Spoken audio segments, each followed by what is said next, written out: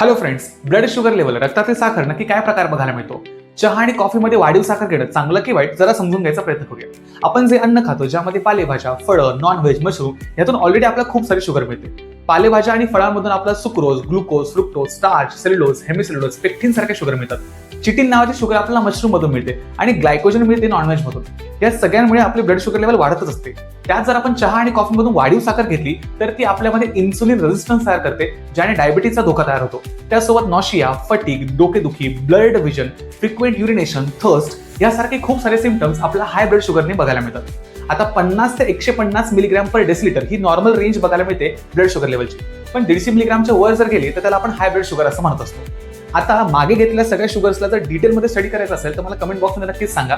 आणि अशाच नवीन नवीन व्हिडिओसाठी बायोनिक्स अकॅडमीच्या इंस्टाग्राम पेजला फॉलो नक्कीच करून ठेवा. भेटूया पुढच्या व्हिडिओमध्ये. धन्यवाद.